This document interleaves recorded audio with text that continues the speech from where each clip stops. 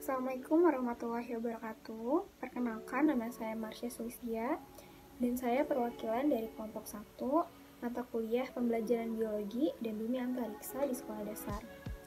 Dan kali ini saya akan menjelaskan tentang sistem peredaran darah.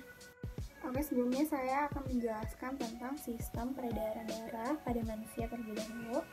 Nah, sistem peredaran darah atau yang dalam dunia medis disebut dengan sistem kardiovaskular adalah sebuah sistem yang berguna untuk menyalurkan oksigen, nutrisi dari jantung ke seluruh tubuh. Namun bukan hanya sebagai penyalur, sistem ini juga berfungsi sebagai untuk mengeluarkan zat karbon dioksida dan sisa metabolisme tubuh melalui paru-paru, dan juga menyalurkan hormon dan suhu tubuh secara merata ke seluruh tubuh, serta mempertahankan sistem kinerja organ dan membantu tubuh pulih. Sistem peredaran darah pada manusia dibagi menjadi dua, yaitu sistem peredaran darah pulmonal dan sistem peredaran darah sistemik. Nah, saya akan menjelaskan terlebih dahulu yaitu sistem peredaran darah pulmonal, yaitu sistem peredaran darah kecil atau sistem peredaran darah pulmonal. Nah, sistem peredaran darah kecil bermula saat darah yang ada di bilik kanan jantung yang rendah oksigen dipompa oleh arteri pulmonalis menuju ke paru-paru. Arteri pulmonalis yaitu pembuluh darah yang bertugas membawa darah ke paru-paru.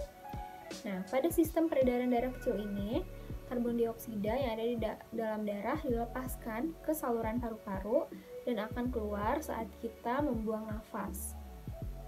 Saat mengeluarkan karbon dioksida, kita kan akan menghirup oksigen baru yang akan masuk ke aliran darah. Kemudian mengalir melalui vena paru-paru dan serambi kiri jantung menuju bilik kiri jantung dan memulai kembali sistem peredaran darah besar. Jadi peredaran darah kecil ini tempatnya yaitu dari jantung ke paru-paru lalu kembali lagi ke jantung. Nah, yang kedua ada sistem peredaran darah besar atau sistem peredaran darah sistemik.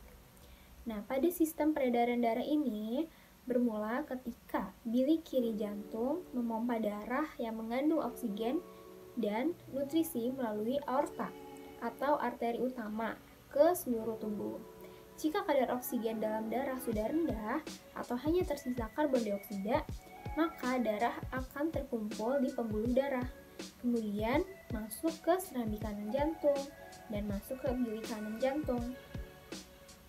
Pada sistem peredaran darah besar ada dua pembuluh darah yang bekerja, yaitu ada vena cava superior yang bertugas membawa darah dari kepala dan lengan menuju jantung.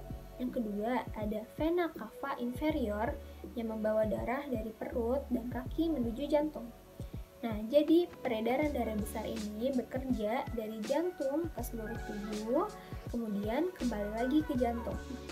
Selanjutnya, ada 4 komponen utama dalam sistem peredaran darah, yaitu ada jantung, arteri, vena, dan darah.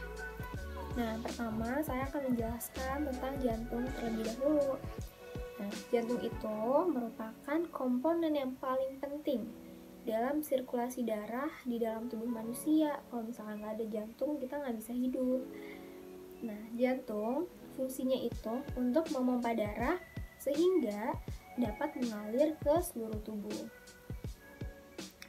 Pada umumnya itu, jantung memiliki ukuran yang lebih besar sedikit dari kepalan tangan. Oleh karena itu, setiap orang memiliki ukuran jantung yang berbeda-beda. Nah, dalam sistem peredaran darah manusia, kecepatan jantung dalam memompa menjadi kunci. Semakin cepat jantung memompa, maka akan semakin cepat juga darah dapat mengangkut zat-zat metabolisme yang bersifat racun. Sementara itu, kualitas dari pompaan jantung dipengaruhi oleh detakan jantung. Setiap kali jantung berdetak, darah dipompa dan sistem peredaran darah bekerja sesuai dengan fungsinya. Yang kedua, ada arteri. Nah, arteri ini membawa darah yang kaya akan oksigen dari jantung dan mengalirkan menuju kapiler atau kembali ke jantung. Arteri memainkan peran kunci dalam mengatur aliran darah ke kapiler jaringan. Sekitar 10% dari total volume darah ada di sistem arteri sistemik pada waktu tertentu. Dalam sistem peredaran darah pulmonal, arteri mengangkut darah yang memiliki kandungan oksigen rendah. Darah diangkut dari ventrikel kanan ke paru-paru. Sedangkan dalam sistem sistemik, arteri mengangkut darah beroksigen dari ventrikel kiri ke jaringan tubuh. Yang ketiga, ada vena. Vena membawa darah terdeoksigenasi ke paru-paru. Dengan begitu, paru-paru akan menerima oksigen dan dapat bekerja dengan baik. Dalam sistem peredaran darah pulmonal, vena mengangkut darah dari paru-paru ke atrium kiri jantung.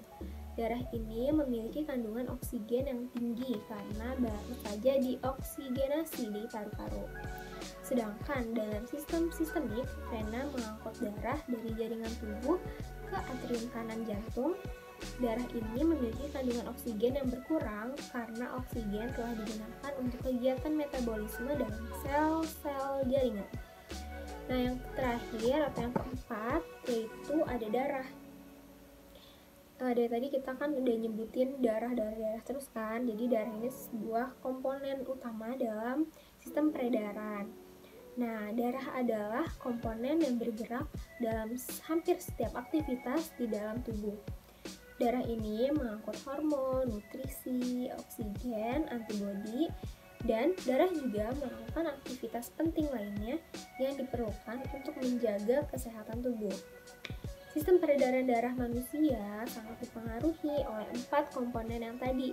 Nah, tadi itu ada jantung, arteri, vena, dan darah. Oleh karena itu, kita harus selalu menjaga kesehatan tubuh supaya siklus darah bisa berjalan dengan baik. Sekian dari saya, semoga ilmunya dapat bermanfaat. Terima kasih sudah menyimak. Wassalamualaikum warahmatullahi wabarakatuh.